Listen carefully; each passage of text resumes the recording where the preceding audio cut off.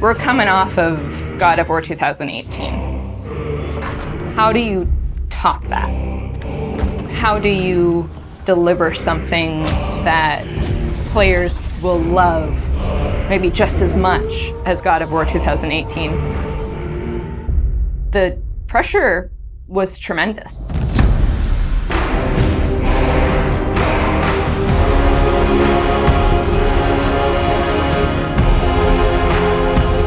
My name is Ariel Angelotti, and I am the senior producer for narrative. My name is Richard Gobert. I'm the story lead for God of War Ragnarok. I'm Jody Kupsko, and I'm the supervising dialogue designer. It's my job to shape the story along with our writing team, our narrative director, and game director. As a producer, it's my job to help build a team to create that content, to own the schedule in realizing that content. I oversee the dialogue production throughout the entire titles. Every line of dialogue that you hear, every human vocalization and effort and grunt, our team touches. So I'm a man now, like you? No. We are not men. We are more than that. The responsibility is far greater. In the story of God of War 2018, we find Kratos seemingly having turned over a new leaf in the Norse lands. He lives a quiet life, hidden in the woods with his wife Faye and their son Atreus. And the story starts with them mourning her death. And we learn that she made a final request before she passed away. She wanted them to spread her ashes from the highest peak in all the 9 realms. He's scared of being a bad father, a bad influence, and as a result, it's made him an absent father. His greatest fear is that he's passed that evil that's inside of him onto his son. You are too quick to temper. You are rash, insubordinate, and out of control. This will not stand.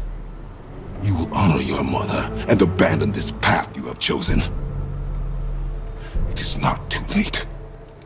They befriend Freya, who is an exiled Vanir goddess who used to be married to Odin. They meet Mimir, the self-proclaimed smartest man alive, who serves as their guide and their confidant. And they meet the Holdra brothers, Brock and Sindri, who are world-class weaponsmiths who end up their main source of upgrades and equipment.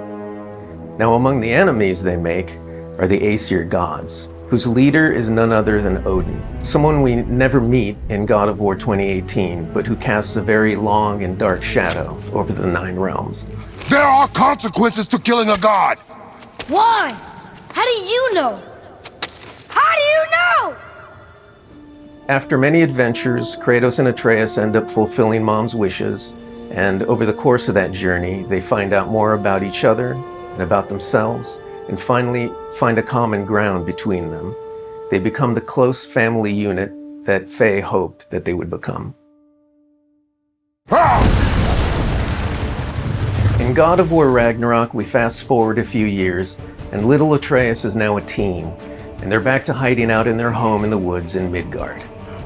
During the course of the previous game's events, they were forced to kill Odin's grandchildren, Magni and Modi, the sons of Thor. Thor does a lot of the lion's share of Odin's dirty work, and as a consequence, he's a very violent, unstable personality. At the end of the last game, they were also forced to kill Balder, the son of Odin and Freya, and that has its own set of consequences. He was a very powerful chess piece for Odin, one that Odin is incredibly bitter about losing. Freya has vowed vengeance against them for the killing of her son.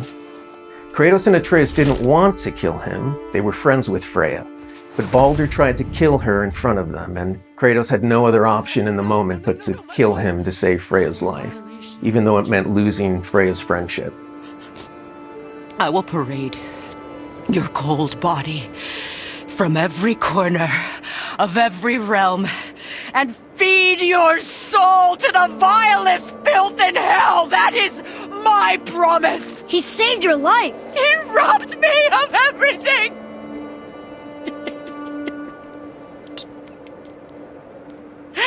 Everything. His death is also foretold to bring about Fimbulwinter, which is a brutal 3-year winter that is then followed by Ragnarok. It's an apocalyptic war between all the Norse gods, the giants, the dwarves, and the elves, and an army of the dead. They're all destined to fight in a battle that basically ends the world. Kratos is understandably worried about his son and what it means for him. You get to go on this journey with how Atreus grows into a young adult and how Kratos grows into his next era in his life, and really see kind of the parent that he's striving to be, but the person he's striving to be. I find that tale so incredibly relatable. We had started shooting plenty of content before the pandemic hit. In fact, the week before we all went work from home, we were doing a shoot.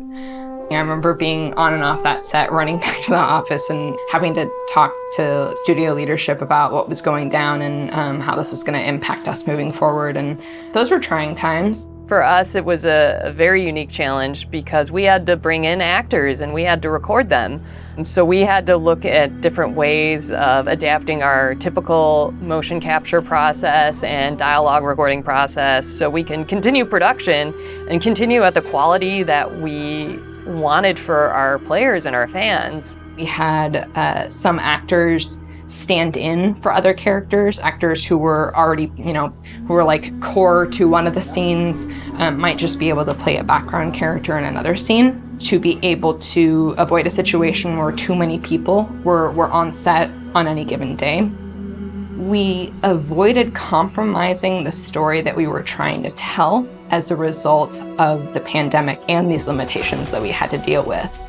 There were no cinematics that we changed. We still have the same characters in them in the final game. We just had to get a bit creative with how we shot the content. Our actor for Atreus, Sonny, is a teenage boy, and his voice changed dramatically throughout the several years on this title. I don't want to fight anyone. I just want answers. We had to go in and even out that performance so it sounds like it took place over a short period of time. That was a unique challenge on this one. The prophecies say Fimbulwinter leads to Ragnarok. War is coming. Whether the Norse saga was going to be a trilogy or just 2 games was something we debated a lot. There were obviously pros and cons for either approach. So we waited for Cory Barlog to weigh in, and he did, and he said, let's do it in 2. The consequence to that is, how do you wrap up the story in one game and do Ragnarok justice? How do we lead up to that and then have a big moment at the end of the game and wrap up all those loose threads? This game is bigger than what we initially envisioned. There's a lot of important story moments that we needed to cover. There are more characters that we follow the threads of. And ultimately, it ends up feeling big and epic because there is a lot there for people to enjoy. I am very excited for folks to see this final chapter. A lot happens. We put our characters through the ringer, but we also bring them closure and we provide answers to a lot of the questions the first game posed. Just all of the new combat that we're doing and the new interactions. There's a lot of stuff that's happening in this title that I think people are going to have fun with. We all have our own personal Ragnaroks to deal with. And this story is about how you process that, how you own it, and how you make it a part of yourself and grow from it. I mean, we set some stuff up at the end of last game. There's going to be some consequences this game. We're going to see how things play out between Freya and Kratos. We're going to see how the evolution of the family relationship continues. You got Brock and Sindri, the dwarves, who are kind of part of your makeshift family now. And there's going to be some other characters that we introduce that maybe going to disrupt the balance a little bit. I can't wait until players get their hands on the game or are able to experience how the story unfolds for themselves. We have, I think, an incredibly well-rounded game. Very satisfying combat, beautiful and rich environments to explore, outstanding character art, a lush and moving soundtrack and soundscape. It's the work of hundreds of very dedicated artists, and they all have their own stories to tell.